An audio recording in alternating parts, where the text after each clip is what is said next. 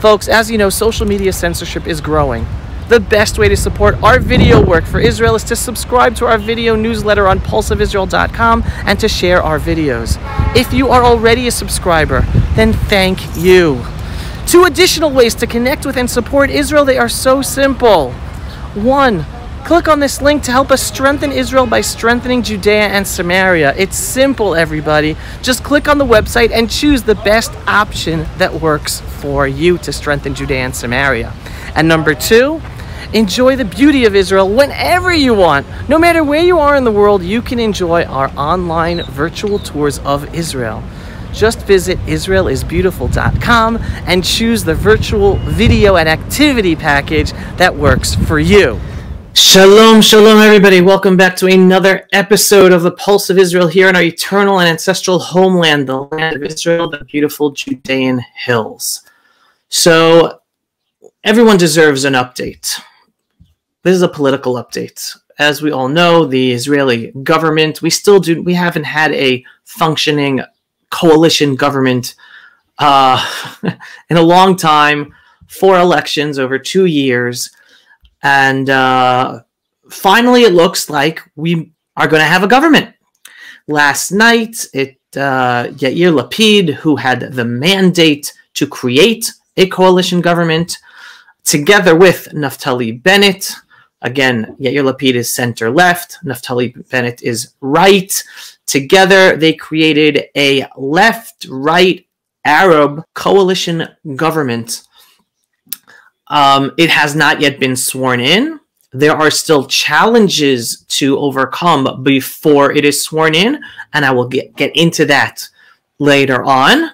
But I just wanted to give everyone an understanding of what this means and an analysis of the situation. So just to take a step back, I have said this before. We're in a really sad, historic situation. Why? In Israel, the left always ran Israel. It was the labor left under David Ben-Gurion, and then the people that came after him, who basically ran this country. Israel was a socialist country for many years. Socialist, meaning it preferred the socialist values, and the Jewish values weren't as given the public forums necessary, and the religious communities in Israel were, in a sense, not treated equally in many ways. All this changed in 1977 with Menachem Begin and the win of the Likud. It's called the Mahapach, the big overturning, right, where all of a sudden the right came to power. Now, even though Menachem Begin won and the Likud has been in power most of the time since 1977, not always. There have been some labor left-wing governments. Yitzhak Rabin was prime minister. Ehud Barak was prime minister. But majority of the time since 1977, the Likud has been the ruling party. However, Menachem Begin made a huge mistake back in 1977. The labor expected that with Menachem Begin and the right coming into power, and yes, there is a reason I'm explaining this history to you. The left and the labor expected that with Menachem Begin coming into power, well, that's it. All of the labor bureaucrats who ran all of the government institutions and the government ministries would be fired, right? A new ruling power with a new ideology came into power, and he would replace all of the bureaucrats who were in charge of the decision-making in the actual ministries. Well, Menachem Begin never did that. He came from an honor system, and Menachem Begin, no, I'm the one that, the Likud party, now we're going to be in control of the government. We won democratic elections, so all the bureaucrats, regardless if they're labor leftists, well, they will follow through and implement our policies because we are the democratically elected party. Well, that never happened. Menachem Begin's huge and biggest mistake is he did not fire all of the labor bureaucrats. So the labor bureaucrats stayed in power all these years. So basically what happened, even though majority of these years the right, the Likud, have been in power, The left have used their bureaucratic power because of their positions in the ministries and in the bureaucracy, and their power in the justice system, and their power with the media to stop right-wing policies from being implemented in this country. So even though we have had Prime Minister Benjamin Netanyahu and a right-wing government for most of these years, Netanyahu has not succeeded in actually implementing much of the right-wing policy agenda that he represents, that his party and coalition politics represent. Just to give you a quick example, for instance, Israel has had a huge wave of illegal migrants from Africa, tens of thousands. They have taken over certain communities in Israel, especially South Tel Aviv. And time after time, the Israeli government under Netanyahu came up with laws to legally deal with these illegal migrants. And time after time, the media have made all of those laws seem racist.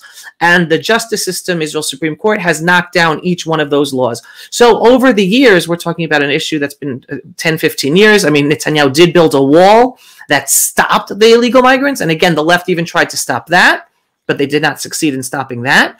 But since then, Israel has never been able to deal properly with all of the illegal migrants. And now you're talking about second and third generation of illegal migrants living in Israel. So the population has grown. And that's because the left have used their power in the ministries, in the bureaucracy, in the media, and the justice system to stop Netanyahu and his government from implementing the solutions. That's just one of many, many examples. So what does this have to do with today? Well, today, there are many people on the right who, on the one hand, have been upset at Netanyahu for not implementing right-wing policies, and they've been disappointed with him, whether it's the justice system, whether it's the illegal migrants, whether it's Judea and Samaria, whether it's with the Arabs illegally taking over lands in the Galil and the Negev. And then you have other people who've been upset at Netanyahu over the years because, as a politician, he is extremely Machiavellian, and sometimes, let's put it this way, he is always paranoid about not just his enemies, but his allies within his own ranks.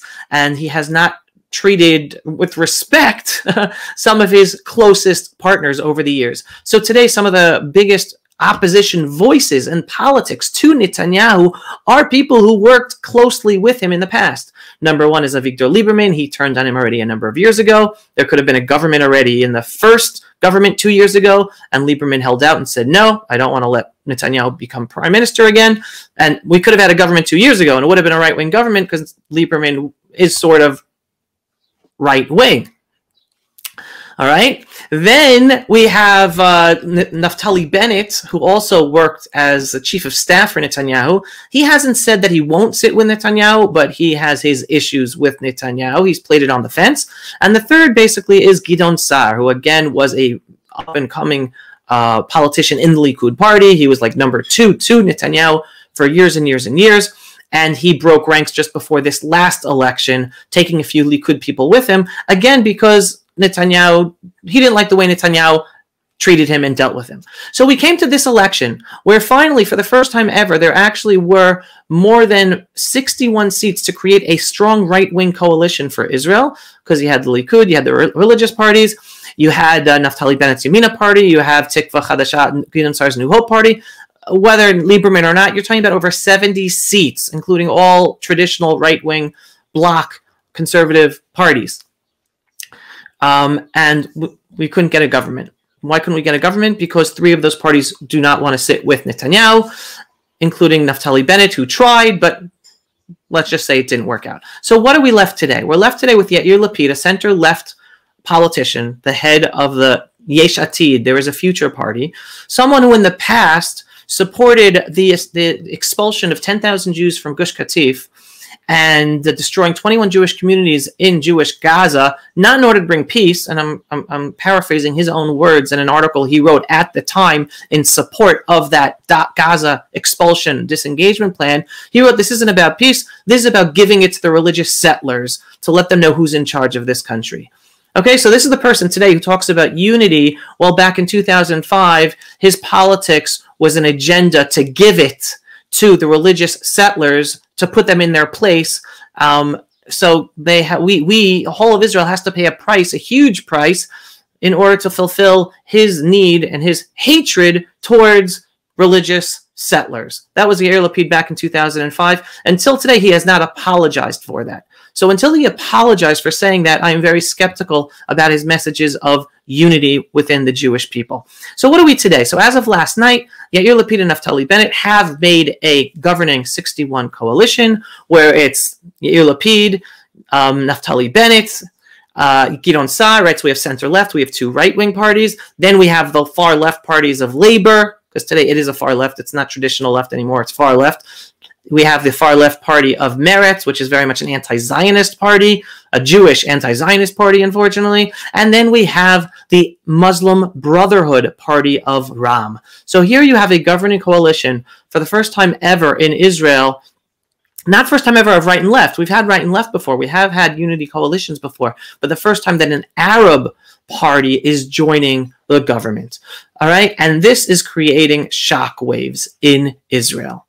So I want to go over the three major implications of this government. And again, this government has not yet been sworn in, and it might not be sworn in. It might fall apart before it even takes shape. It might take shape, it might not. Why? Because there is tremendous pressure on representatives of the two right-wing parties, mostly the Yamina party, but also on the New Hope party. Pressure for some of their backbench representatives not to vote in this government when the vote comes up, I think, in the Knesset next week. So is there a possibility that this is still going to fall apart? Yes, there is. But it might continue and it might take shape to be the government. And for the first 2 years, Naftali Bennett would be the prime minister. And the final 2 years, if it gets to that, Yair Lapid would be prime minister. So what are the three main issues? And we're going to go into each one in a more of a deep dive.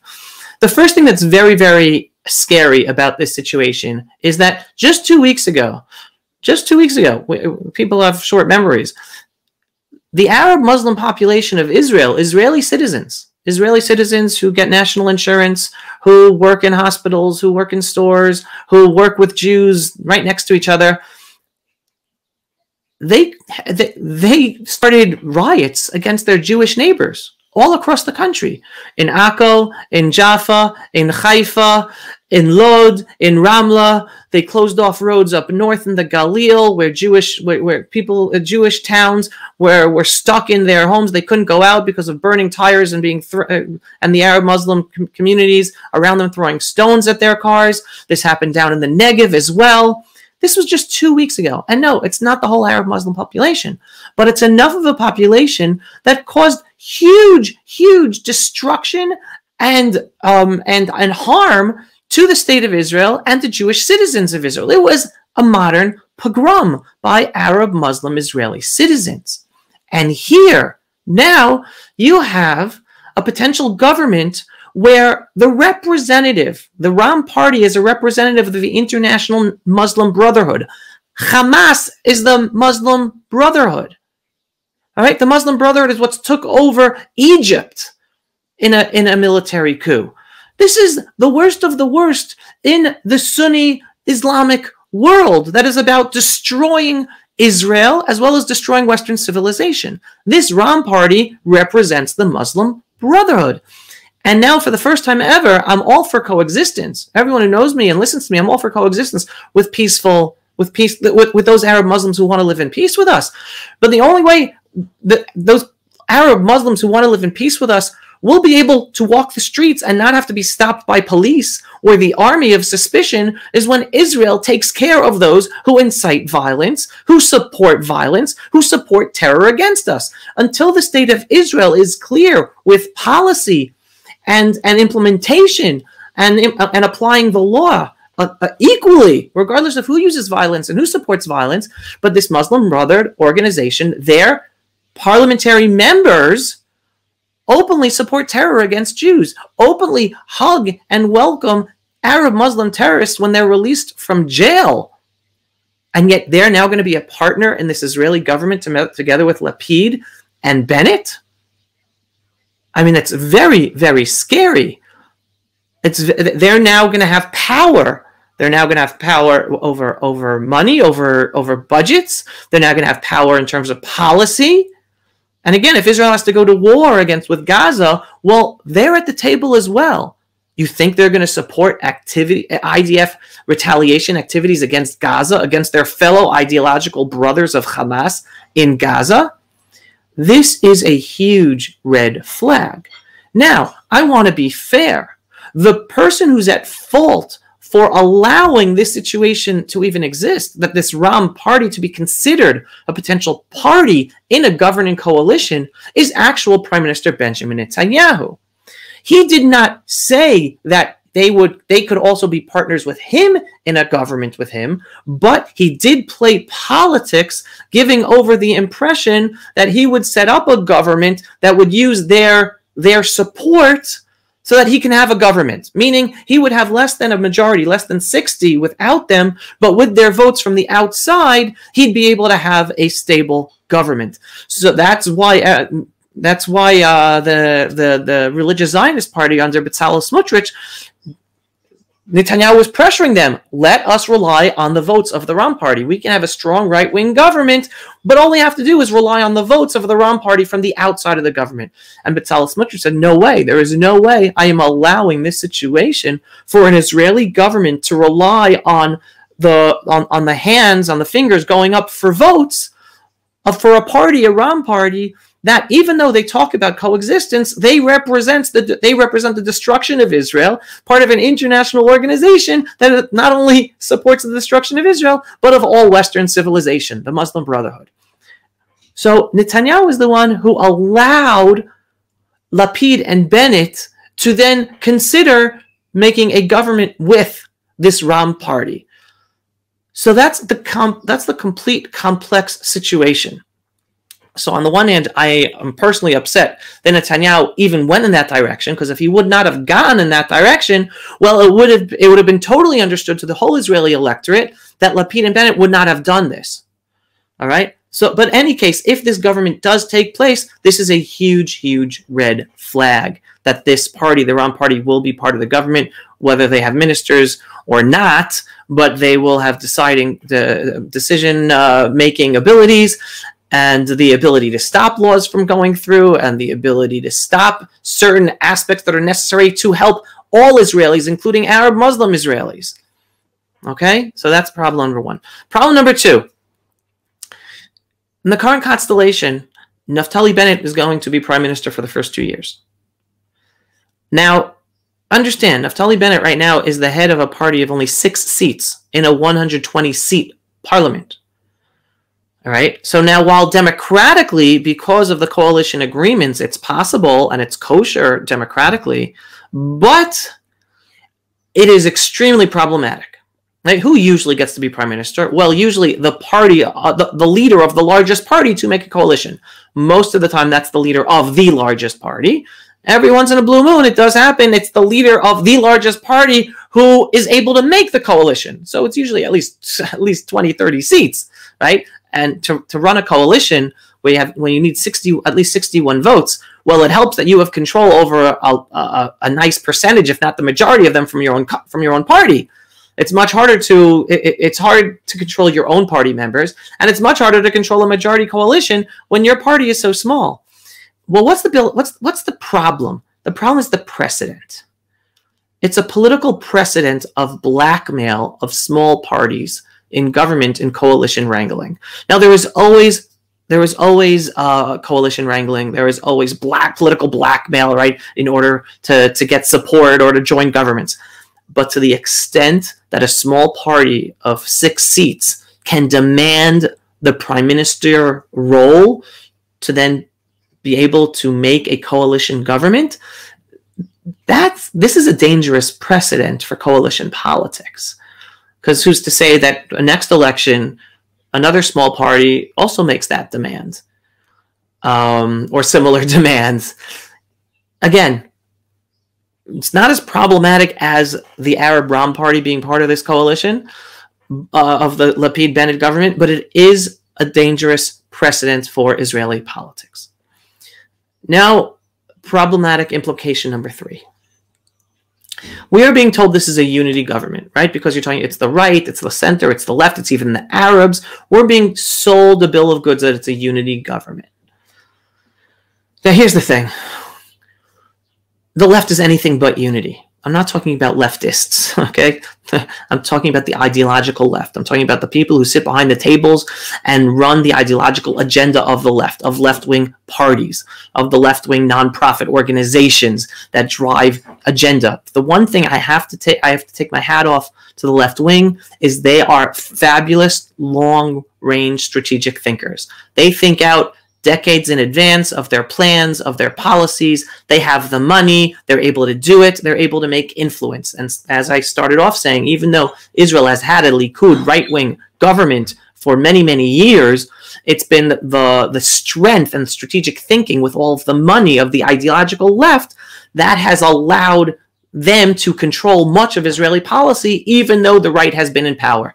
And on that note, there's a fabulous book, I think it's only in Hebrew, not in English, Why We Vote Right and Always Get Left in Power, written by a friend of mine, Erez Tadmor. If you read Hebrew, Lama ani matzbiya yamin v'mekabel small. So if you read Hebrew, get that book. And when it's in English, I will definitely promote it for you to be able to purchase it. Very important, because it really that's the Bible, to understand how, even though we have right-wing governments for years, we are still fighting to have right-wing policy, and we always get left-wing policy, pushing out the policies we're electing our officials to do. So again, the left, I take my hat off, the ideological left, not a leftist. I love every person, I love every Jew, even ideological leftists. I'm against the agenda, okay? And the agenda of the ideological left is to destroy.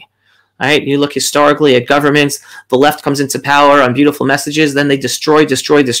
When the conservative right comes back into power, they have to spend years rebuilding what the left destroyed. Same thing. They use beautiful language of justice and morality and unity, anything but. They abuse and hijack these good terms in order then to destroy society in pursuit of those noble goals, but it really just destroys society. Let's get into it. All right, let's start with that. In Israel, the media, which are basically communication tools of the ideological left here in Israel, across the West, but here in Israel, the media is always used to bash the religious, to bash the settlers, to bash the ultra-Orthodox. How can you say you want unity when day after day you media, politicians, justice system unjustly trash and bash certain populations, which happen to be the right-wing religious populations, right? Just a little examples. In the media for years, for decades, the right is labeled enemies of peace.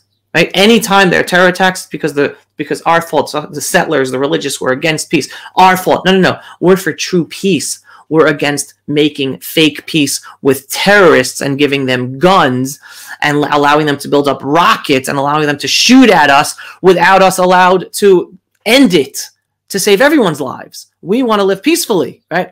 Anyone who follows me, I'm a proud Jewish settler in the Judean hills. We're able to live peacefully with our neighbors, go shopping in the same stores, fill gas, drive the same roads. They come into our houses and they work. We're able to live peacefully with them. We want to live peacefully with them. We want our authorities to get rid of all the terror, all the terrorists, all those supporting terror, so that then those peaceful, loving Arab Muslims won't be afraid to live peacefully with us, because they are afraid of being terrorized by their own who want to destroy Israel and who will actually kill their own fellow Arab Muslims, whether in Judea and Samaria, Gaza, or in Israel, or vilify them and dehumanize them because they are supportive of living in coexistence with Israel. Right? So it's us right-wing settlers who want true peace, but it's the left that ignores reality and ignores the terror and the violence from the terror-supporting Arab Muslims that then allow the situation to continue to get even worse and all our lives to be worse.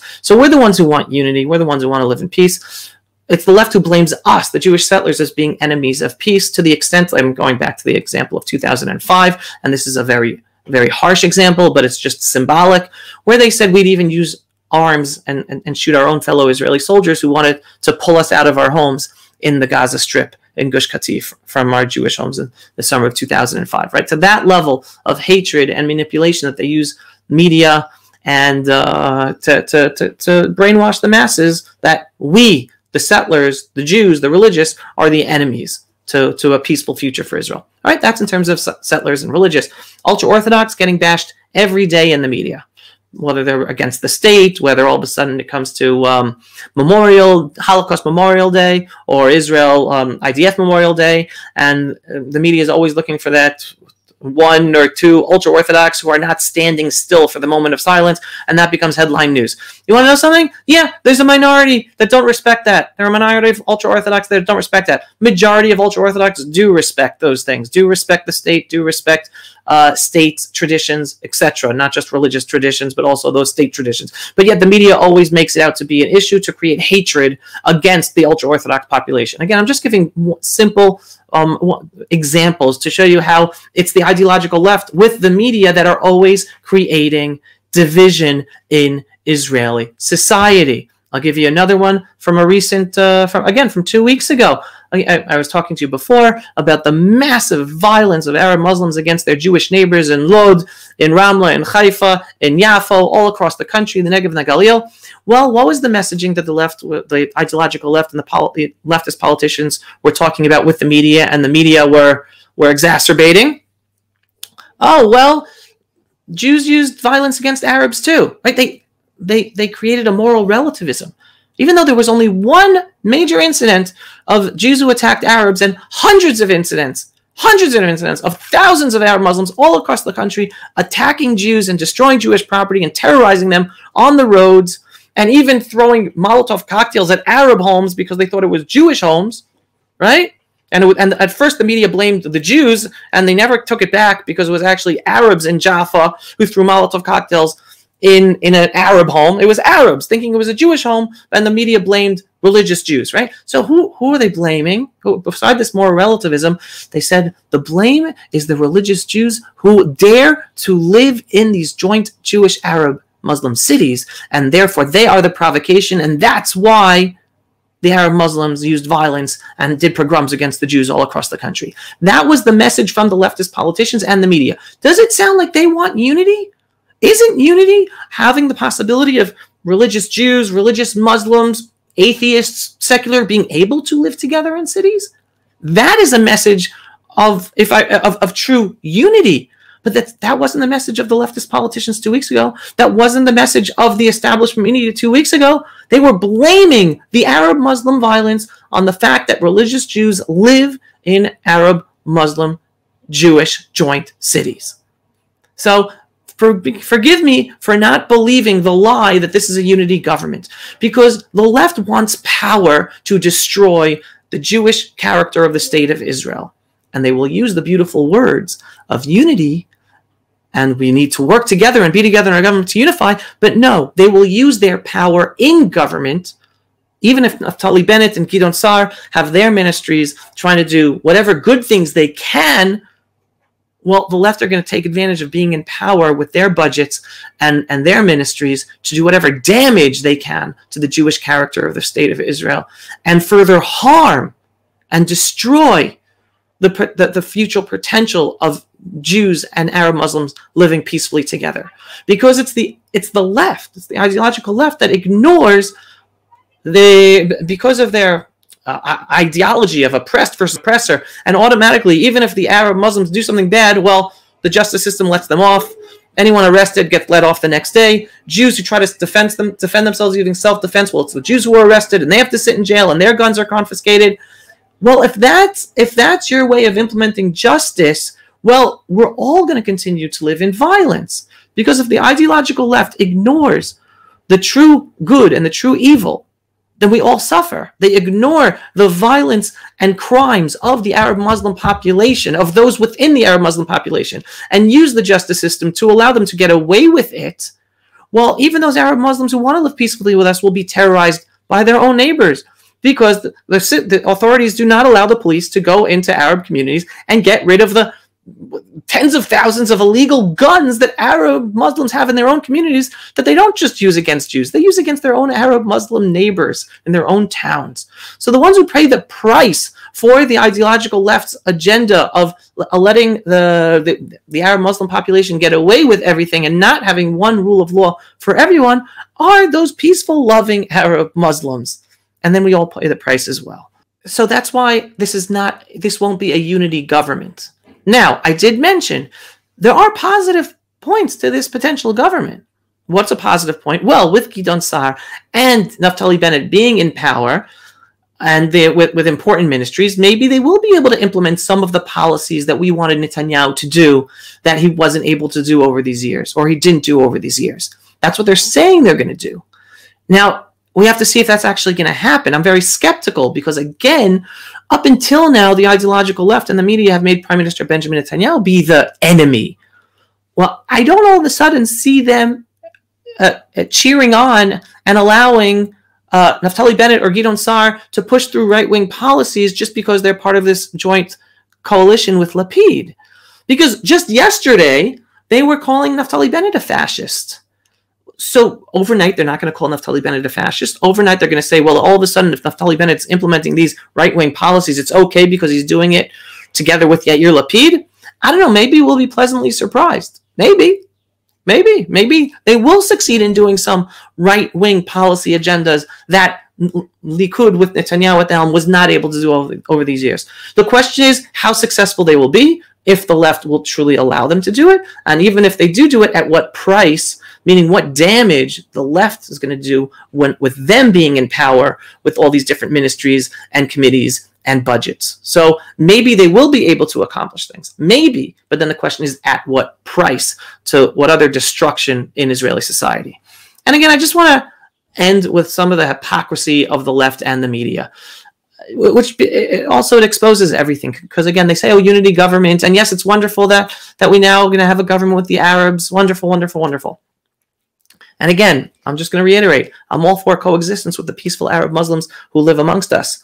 But the ideological left ignoring the true evil that exists and the ideological religious Islamic agenda that's about destroying Israel and killing Jews, well, while ignoring that, you're damning all of us to never being able to solve the problem. So here's two examples of the utter hypocrisy of the left and the media. One, well, the Lapid-Bennett government basically gave in to the Arab Ram party blackmail of 50 billion shekels for different projects of theirs, right? Now, had Bibi Netanyahu done that for any of the ultra-Orthodox parties and coalition governments, the media would have crucified him. Crucified him! Again, the government coalition is always trying to get whatever you can. And yes, ultra-Orthodox parties do ask for money and do ask for support for different things. And anytime they do, the leftist politicians and media crucify Benjamin Netanyahu and make the ultra-Orthodox look horrible. Well, they never received this amount of money like Lapid and Bennett are basically just given over to this Arab Muslim Brotherhood Ram party, and yet silence from the left, the ideological left, from the media. All right, total hypocrisy. What's hypocrisy number two? Well, this Arab Muslim Brotherhood party also conditions their participation in the government on stopping all laws dealing with LGBTQ issues. Now, again, had the ultra-Orthodox Jewish religious parties made this demand and received it, even without receiving it, just making this demand, the left and the media would have crucified Netanyahu, crucified the ultra-Orthodox, how horrible, how primitive, how immoral, etc. They would have thrown him under the bus.